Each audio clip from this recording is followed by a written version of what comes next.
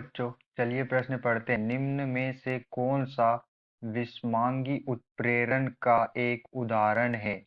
यहाँ पर हमें प्रश्न के 4 विकल्प दिए हुए हैं।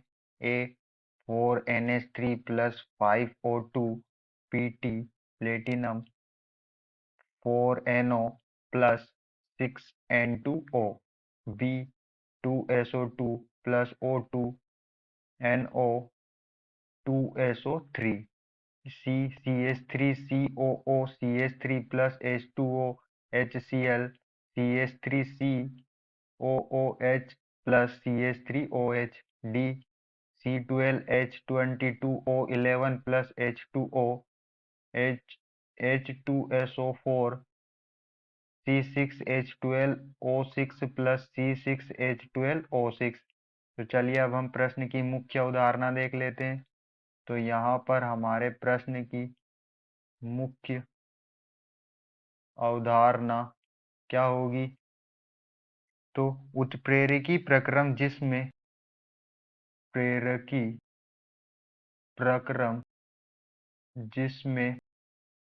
अभिक्रियक एवं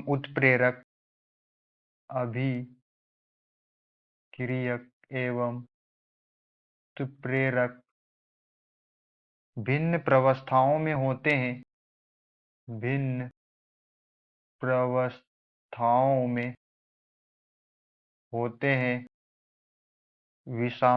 विषमांगी उत्प्रेरण कहलाता है। विषमांगी प्रेरण कहलाता है। तो चलिए हम यहाँ पर विकल्प चेक कर लेते हैं। हमें विकल्प ए में जो 4NH3 दिया हुआ है यह हमारे अभिक्रियक है। तो ये जो है गैसीय अवस्था में होता है। प्लस 5O2 ये भी हमारा जो है गैसीय अवस्था में होता है। और यहाँ पर जो हमारा उत्प्रेरक होता है Pt प्लेटिनम ये सॉलिड ठोस अवस्था में होता है। तो यहाँ पर हम देख सकते हैं कि इस अभिक्रिया में जो हमारे अभिक्रियक है और हमारे जो अभिक्रियक है वो गैसीय अवस्था में, जबकि जो हमारा उत्प्रेरक है वो ठोस अवस्था में। तो यहाँ पर भिन्न भिन्न प्रावस्था है। तो हमारा जो ए होगा वो क्या होगा? वो विषमांगी उत्प्रेरण होगा। एक विषमांगी उत्प्रेरण अभिक्रिया होगी।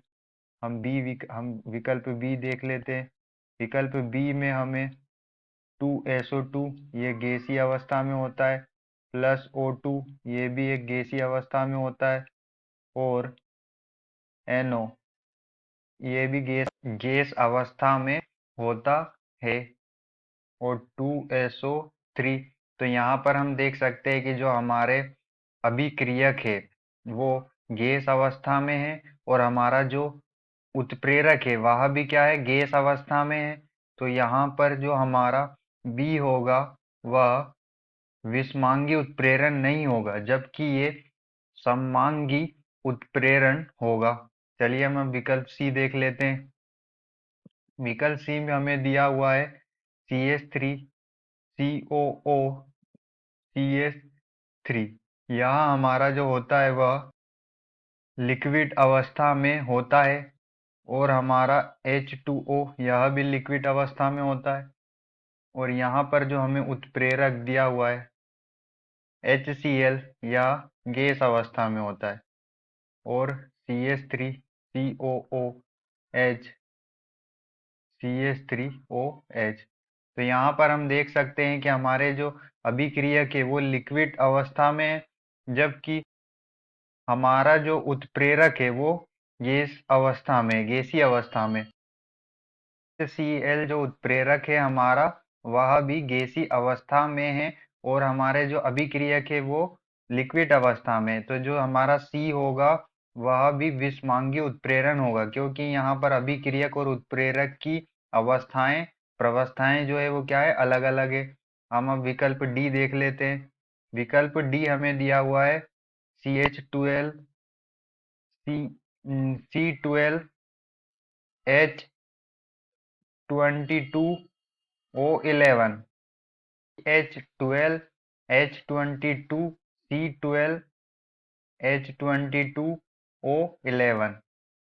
ये हमारा जो सुक्रोज होता है ये सॉलिड ठोस अवस्था में होता है, और यहाँ पर जो हमारा H2O है वो लिक्विड अवस्था में होता है। और यहाँ पर जो हमारा उत्प्रेरक है H2SO4, ये भी हमारा लिक्विड अवस्था में होता है। और C6H12O6 प्लस C6H12 और O6। तो यहाँ पर हम देख सकते हैं कि जो हमारा अभिक्रियक है वो एक सॉलिड अवस्था में और एक लिक्विड अवस्था में, और हमारा जो उत्प्रेरक है वो लिक्विड अवस्था में। तो यहाँ भी जो अभिक्रियक एवं उत्प्रेरक भिन्न प्रवस्थाओं में है, तो जो हमारा डी है यहाँ भी क्या होगा, यहाँ भी विषमांगी उत्प्रेरण होगा।